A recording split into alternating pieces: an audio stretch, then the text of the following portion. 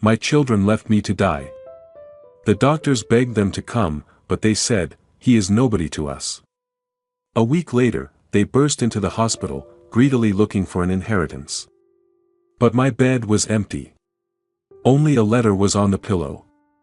When they read it, their faces turned white. They thought they had destroyed me. They were wrong. Before we continue, please subscribe to the channel and let us know where you are listening in the comments.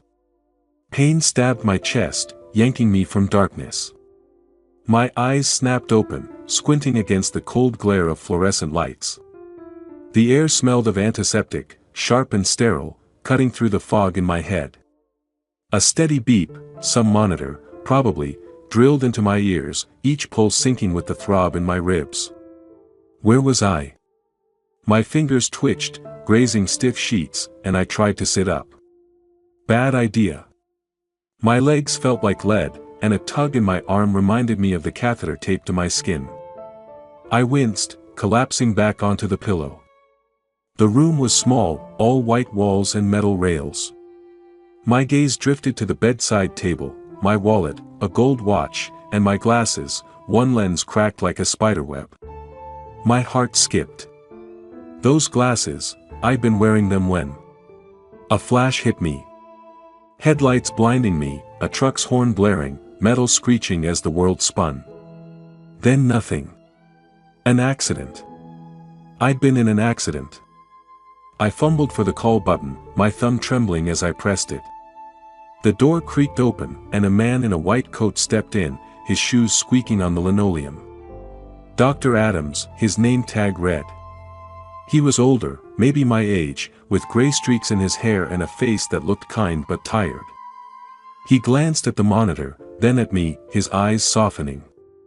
"Mr. Cunningham, you're awake," he said, voice low. "How do you feel?" "Like I got hit by a truck," I croaked, throat dry as sandpaper. I tried to laugh, but it came out as a cough. "What happened?" He hesitated, adjusting his glasses. "You were in a car accident. Lost a lot of blood. We stabilized you, but it was close." Close. The word hung heavy, like a stone in my gut.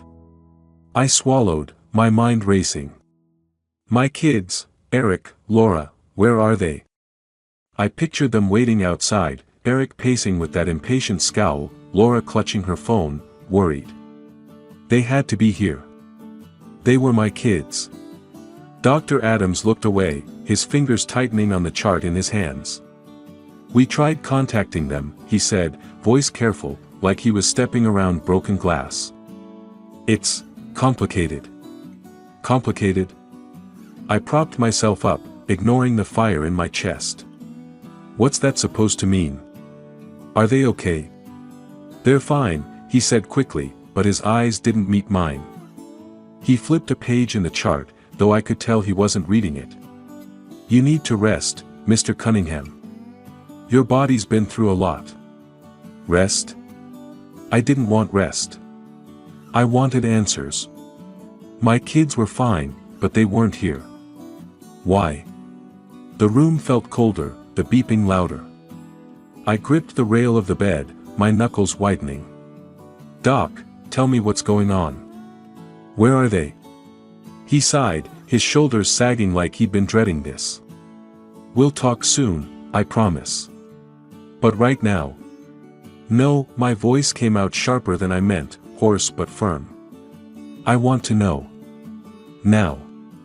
He stood there, chart clutched like a shield, his jaw tight. The door behind him swayed slightly, its hinges groaning. I stared at him, my heart pounding, waiting for the truth I wasn't sure I could handle. Dr. Adams sank into the chair beside my bed, the chart still in his hands. His fingers fidgeted with the edges, bending the paper slightly.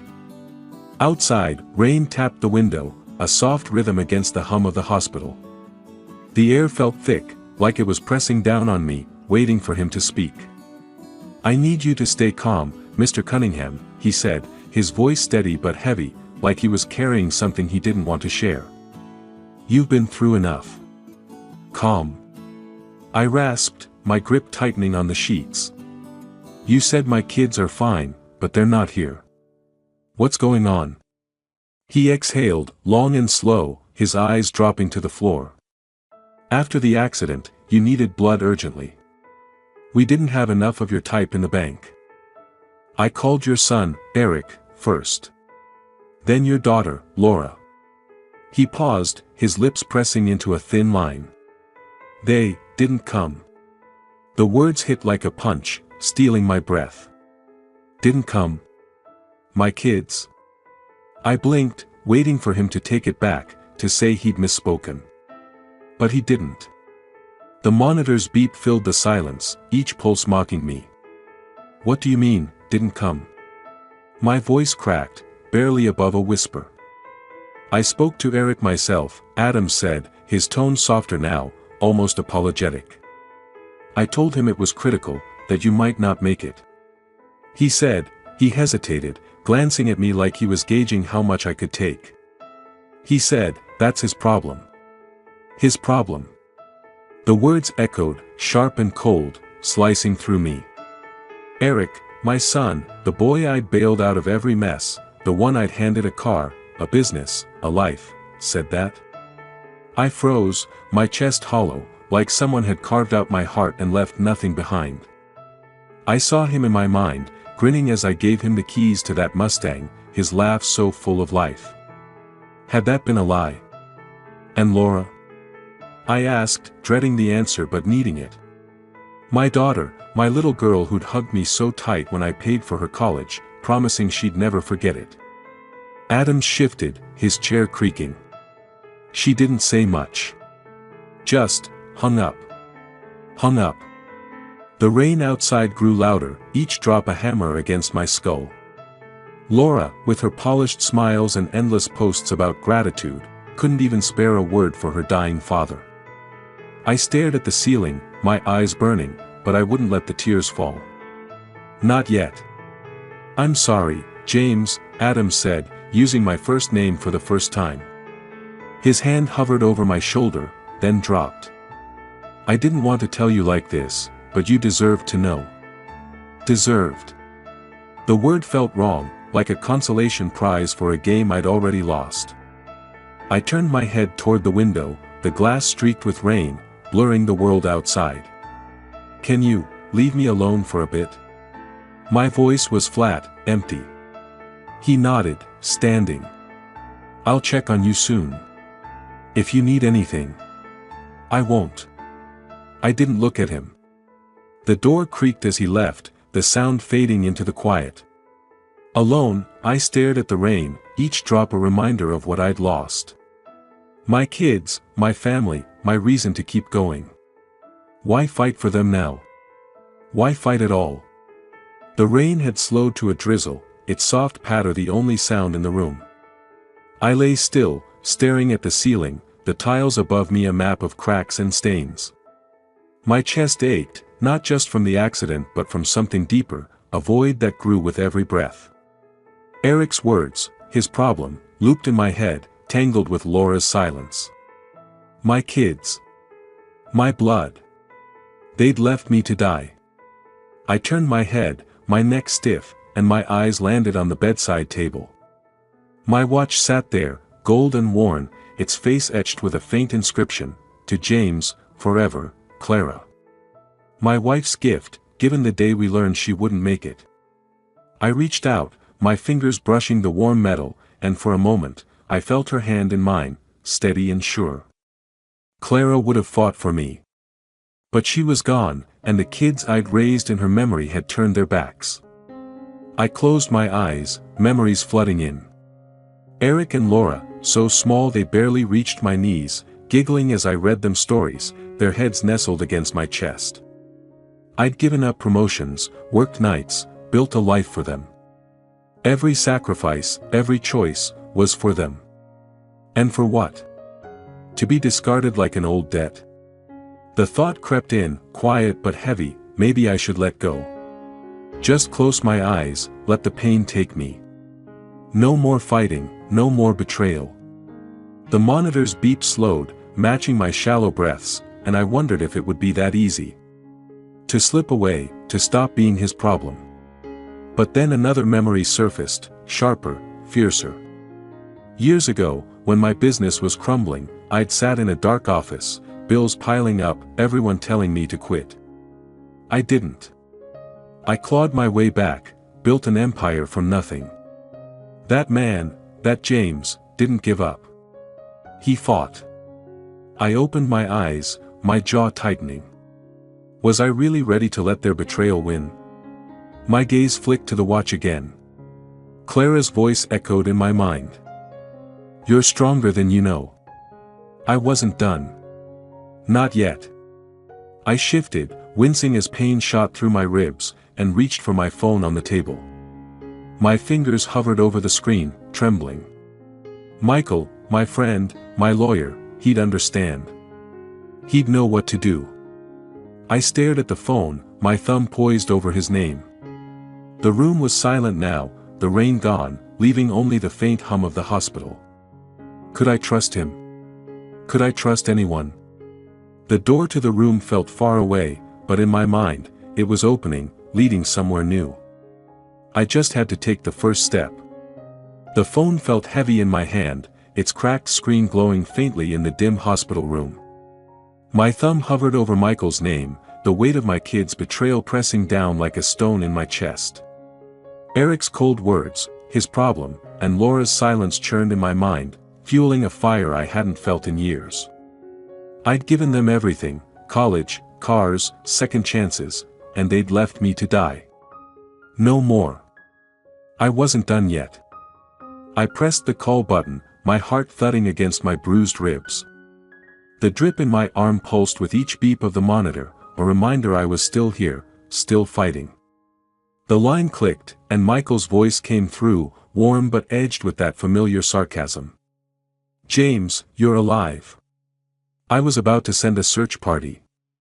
Not funny, I said, my voice hoarse but steady. I leaned back against the pillow, the sheets crinkling under me. They didn't come, Mike. Eric, Laura, they didn't even answer the hospital's calls. Silence on the other end, then a low whistle. That's low, even for them. What did they say? I recounted Dr. Adams' words, each one cutting deeper as I spoke. Eric's dismissal, Laura's hang-up, it was like they'd erased me. My fingers tightened around the phone, the plastic creaking. I'm done being their doormat. They think I'm finished, but they're wrong. Michael chuckled, the sound sharp and knowing. That's the James the first no. So, what's the plan? Epic revenge? Shakespearean drama? Something better, I said, a grim smile tugging at my lips. But I need your help. Can you meet me when I'm out of here? Name the time and place, boss. His tone shifted, serious now. By the way, I heard something you won't like. Your kids. They're already sniffing around lawyers, talking about your estate. Like you're already gone. The words hit like a slap. My estate, the house, the business, everything I'd built, they were circling it like vultures. I pictured the house, its creaky porch and faded photos, the place Clara and I had raised them. They wanted to sell it, to tear it apart for cash. My jaw clenched, the pain in my chest fading under a wave of cold resolve. Let them try, I said. We'll make sure they get nothing. Attaboy, Michael said. I'll dig into their moves, see what else they're planning. We'll hit them where it hurts. Good. I glanced at the bedside table, where Clara's watch gleamed under the fluorescent light. Its inscription, to James, forever, felt like a promise I had to keep. Start with their accounts. I want to know everything. Consider it done. Michael's voice was all business now. Rest up, James. You've got a war to win. I ended the call, my pulse racing. The room was quiet, save for the hum of the drip and the faint rattle of a cart outside. My eyes locked on the watch, its second hand ticking steadily, like a heartbeat. A memory flashed, Michael and me, years ago, toasting a deal that saved my company from ruin. He'd had my back then, and he had it now. I leaned back, the pillow cool against my neck, and whispered to the empty room, "They'll see. They'll all see." The hospital room felt smaller now, the walls closing in as I clutched my phone. Its scuffed case dug into my palm, the screen lighting up with a new message from Michael. "Check your email. You're gonna want to see this." My stomach twisted. I'd barely slept, my mind replaying Michael's warning about Eric and Laura plotting over my estate. What were they doing now? I opened the email, my thumb trembling as I scrolled. Michael had sent screenshots, texts between my kids and some lawyer, forwarded through his contacts. The words burned into me. Eric. House is worth at least $2 million, sell it, pay my debts. Laura, I need a place downtown. Something chic. Smiling face with smiling eyes, a smiley face. She was planning her new life with my money, like I was already buried.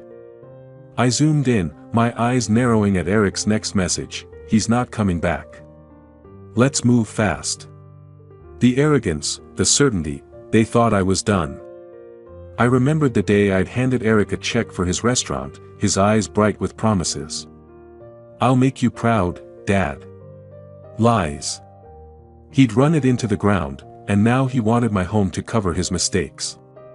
Laura was no better, her blog filled with fake gratitude while she eyed my bank account for her next photo op. The monitor beeped, louder now, matching the fury in my chest. I tossed my head back on the pillow, the starched fabric scratching my neck. My house, the one Clara loved, with its sagging bookshelves and her old garden out back, was just a paycheck to them. I gripped the phone so hard my knuckles ached, the cracked screen blurring as my eyes stung. My phone buzzed again. "Michael." I answered, my voice low. "You saw their texts?" "Yeah," he said, his tone sharp with disgust. "They're not even pretending to care. Eric's debts are a mess, creditors are circling. Laura's just greedy, wants a penthouse to flex online." I swallowed, the lump in my throat like gravel. "They're betting on me being dead." "Not on my watch," Michael said. "We can freeze their access to your accounts, lock them out. It'll hit them hard. You in?" "Do it," I said, my voice cold. "But first, get more proof." I wanted airtight. "Smart man." I could hear his grin. "I'm on it. They'll be crying by tomorrow." I hung up, my gaze drifting to the window. The sky was gray, heavy with clouds, like the weight of my kids' betrayal. I pictured the house, empty, its doors locked against them. A memory hit, Eric, years ago, boasting about his restaurant while I wrote another check. I'd believed in him. Fool. Now, I'd take it all back, every key, every cent, every chance they'd squandered. My thumb hovered over the bank's number, my heart pounding. Outside, a crow landed on the sill, its beady eyes staring through the glass. I leaned forward, ignoring the ache in my ribs, and imagined stripping Eric and Laura of everything they valued. The phone felt like a weapon in my hand, ready to fire the first shot.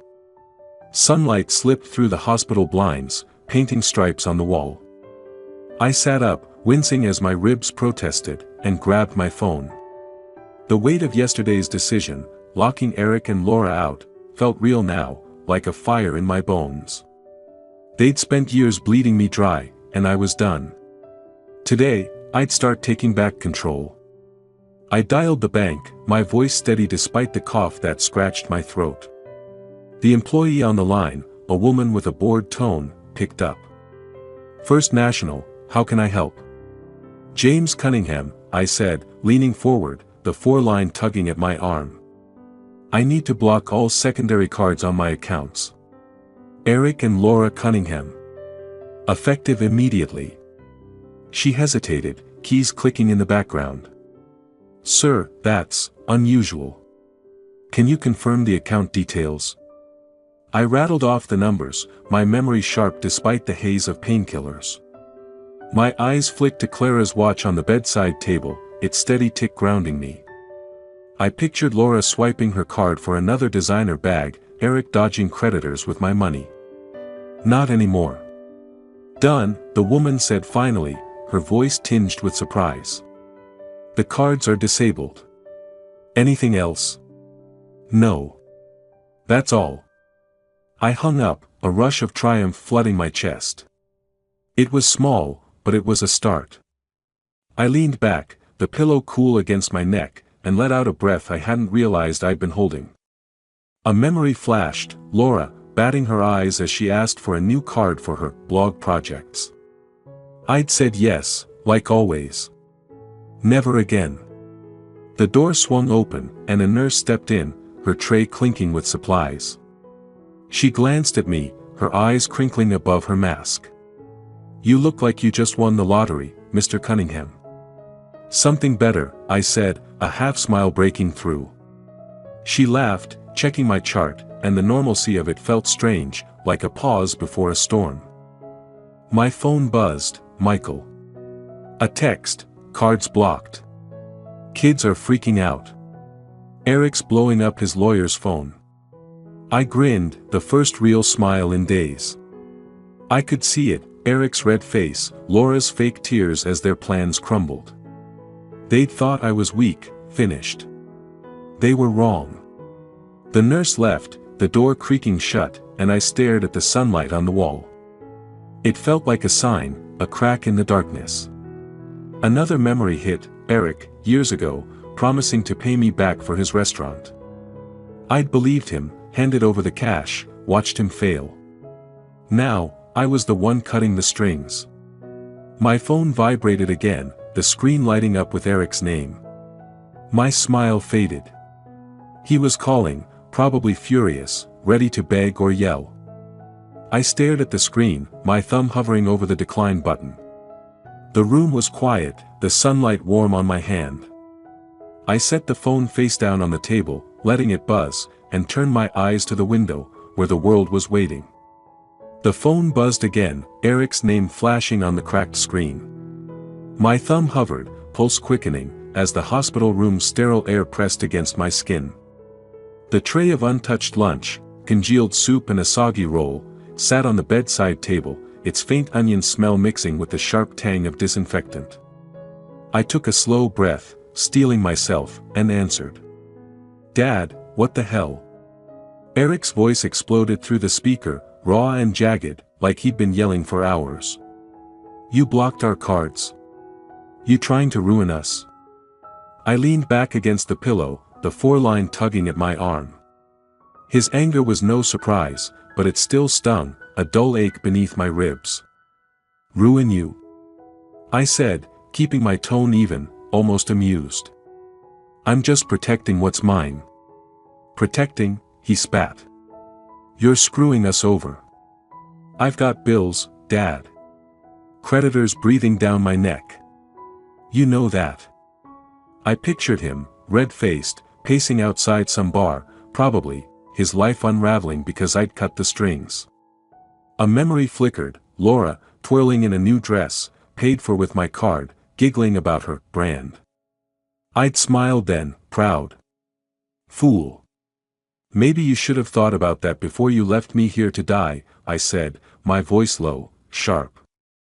Silence, then a rustle. Laura's voice cut in, syrupy sweet, the kind she used for her followers. Daddy, please. We're worried about you. This isn't like you. Let's talk, okay? We can fix this. Worried. The word was a blade, twisting in my gut. I gripped the phone tighter, my knuckles pale against the dark case. Fix it? I chuckled, the sound bitter. Like you fixed things by hanging up when the hospital called. Save your act, Laura. I'm not buying it. You're being cruel, she said, her tone hardening, the mask slipping. We're your kids. You owe us. Owe you. My voice rose, just enough to carry the edge I felt. I gave you everything, cars, college, your damn restaurant, Eric. And you couldn't even show up when I was bleeding out. We're done. Eric snarled, back on the line. You'll regret this, old man. We'll get what's ours, one way or another. Good luck, I said, and hung up before they could respond. The phone clattered onto the table, next to Clara's watch, its steady tick filling the quiet. My chest heaved, a mix of triumph and grief washing over me. They were my kids, my blood, and I just slammed the door on them. Was I right? Or was I becoming the monster they'd paint me as? The door creaked, and a nurse stepped in, her sneakers squeaking on the linoleum. She glanced at me, her brows knitting. You okay, Mr. Cunningham? Look like you're planning a war. I forced a smile, my fingers brushing the phone. Just settling some debts. She laughed, adjusting my fore. Well, you're looking stronger. Keep it up.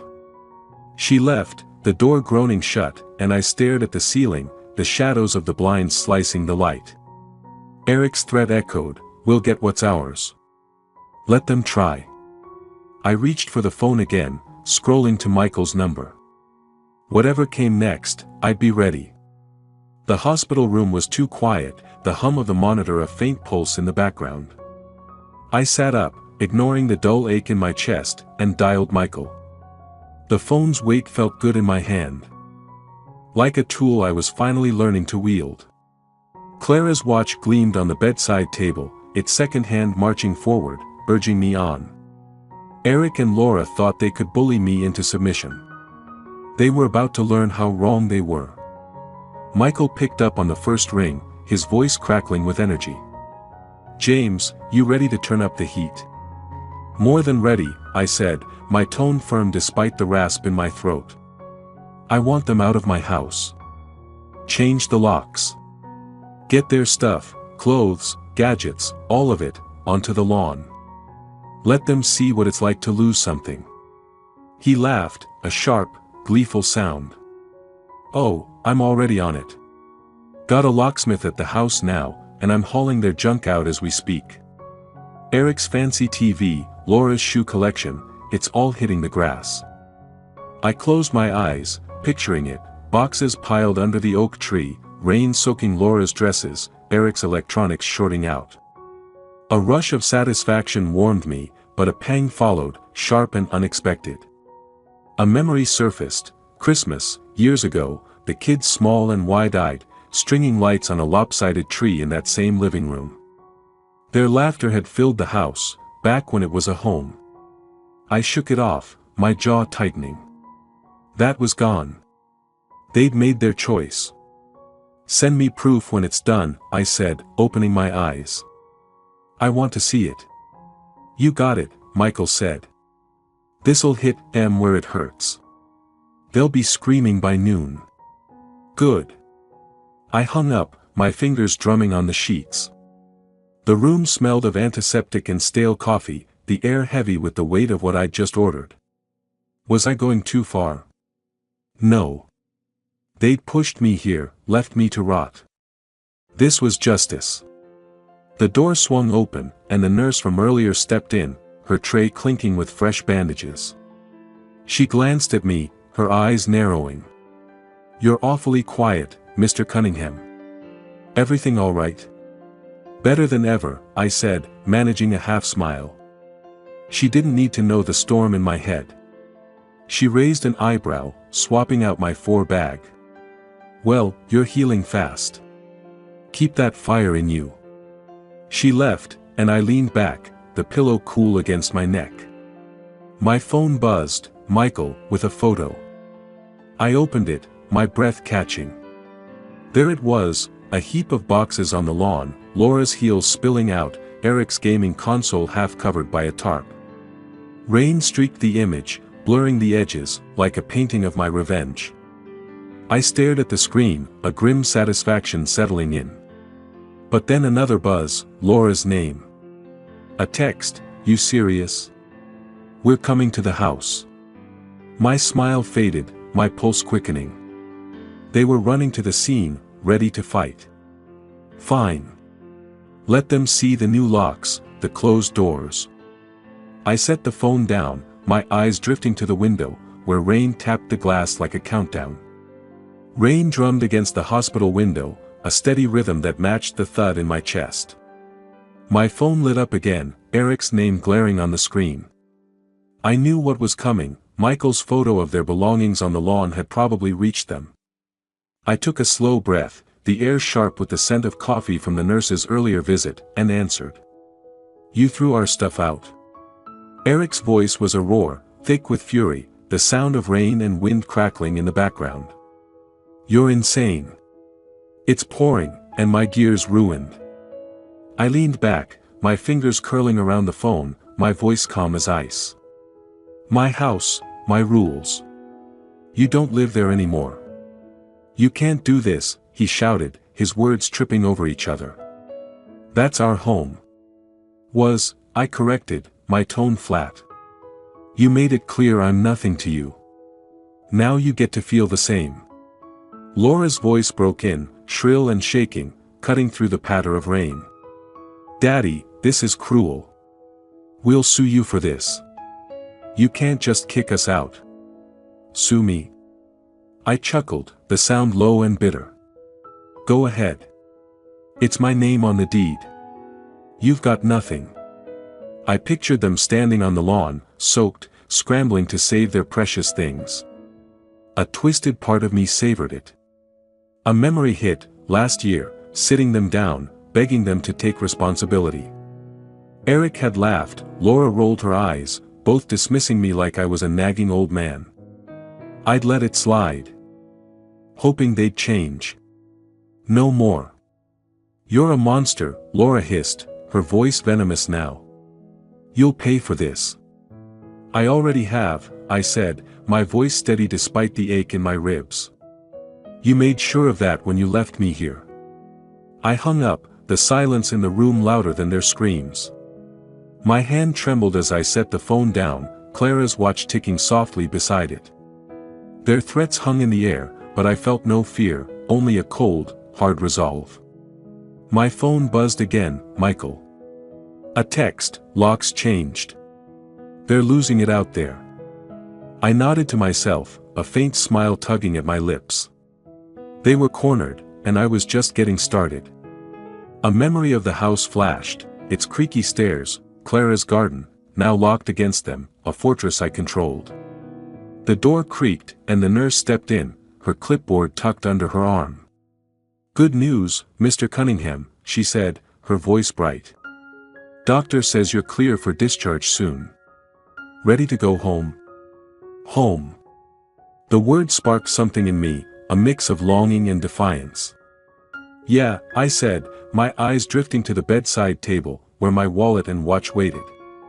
"I'm ready." She left, and I stared at my things, the watch's faint glow catching the light. I pictured the house, its new locks gleaming, the lawn littered with their past. They thought they could bully me, break me. But I was coming back, stronger than they'd ever imagined. The rain outside slowed, and I leaned forward, my mind already at the front door. The hospital room felt emptier now, its white walls no longer a cage but a stepping stone. My bag sat on the chair, packed with the few things I'd had here, a change of clothes, my wallet, Clara's watch. The monitor's beep had stopped, unhooked hours ago, and the silence was almost jarring, broken only by the soft squeak of the nurse's sneakers as she bustled in. Her name tag read Maggie, and her smile was warm, like she'd seen me through the worst and was rooting for me now. "Ready to break out, Mr. Cunningham?" she asked, adjusting the blinds. Sunlight spilled in, dusting the room with gold. "More than you know," I said, managing a grin despite the ache in my ribs. I stood, leaning on the bed for balance, my legs still shaky but holding me up. I was leaving, not just this room but the man I'd been, weak, hopeful, blind to my kids' betrayal. Maggie handed me my jacket, her eyes twinkling. "You've got that look, like a general heading to battle." I chuckled, slipping the jacket on. "Maybe I am." My gaze drifted to the small table by the bed, its surface scratched and worn. I sat, pulling a sheet of hospital stationery from the drawer. A pen lay nearby, its cap chewed like someone had been nervous here before me. I wasn't nervous. Not anymore. I started writing, the pen gliding across the page, each word deliberate. To Eric and Laura. Not a plea, not an apology, a statement. My hand was steady, my thoughts clear. I didn't rush, didn't second guess. A memory flickered, sitting at our old kitchen table, writing love letters to Clara, her laughter filling the house as she read them. The ache of her absence tugged at me, but I pushed it down. This wasn't about love. This was about justice. My phone buzzed, Michael's name lighting up the screen. I answered, keeping my voice low. Everything set. Like clockwork, he said, his tone smug. The wills updated, notarized, airtight. Your kids. They're on their way to the hospital, probably to beg or scream. You sure you're ready for this? Let them come, I said, folding the letter. They'll find what I left them. Michael laughed. You're a cold one, James. I like it. Call me when you're out. I hung up, sealing the letter in an envelope. I placed it on the pillow, its crisp white edge stark against the rumpled sheets. Eric and Laura would storm in, expecting to find me weak, pliable. Instead, they'd find this, a piece of paper that would shatter their world. I stood, grabbing my bag, and took one last look at the room. The watch on the table glinted, Clara's inscription a quiet strength in my chest. Maggie poked her head in. Cab's waiting, General. I nodded, slinging the bag over my shoulder. The door creaked as I stepped into the hall. Its hinges groaning like they were reluctant to let me go. My shoes echoed on the linoleum, each step a promise. I was walking out, not just from the hospital, but into something new. Behind me, the door swung shut, and I didn't look back. The taxi hummed along the streets of our small Ohio town, the world outside a blur of brick storefronts and budding trees. I leaned against the cool window, the leather seat creaking under me, the faint smell of air freshener mixing with the city's damp spring air. My phone vibrated in my pocket, but I ignored it for now, my mind still on the letter I'd left behind. Its words were a weight lifted, a line drawn. Eric and Laura would be at the hospital by now, tearing into that envelope, their faces falling as they read. A memory surfaced, pushing the kids on swings at the park, their laughter bright, my dreams of a close family stretching out like a sunny afternoon. I'd held on to that dream too long, even as their greed grew, their love faded. The taxi hit a pothole, jarring me back. Those days were gone. I was done chasing ghosts. My phone buzzed again, insistent. Eric's name flashed. I answered, my voice flat. What? Dad, what is this? His voice was a mix of rage and panic, the hospital's hum faint in the background. You're giving everything to charity. Everything. Laura cut in, her tone pleading, cracking at the edges. Daddy, please, we're sorry. We didn't mean it, any of it. Don't do this. I stared out the window, the town slipping by, its quiet streets a contrast to the storm in their voices. You made your choice, I said, each word cold, deliberate. You left me to die. This is the consequence. Eric's voice rose, desperate. This is crazy. You can't just erase us. Watch me, I said, and hung up. The phone went dark in my hand, their voices cut off like a slammed door. My chest tightened, not with regret but with a strange relief.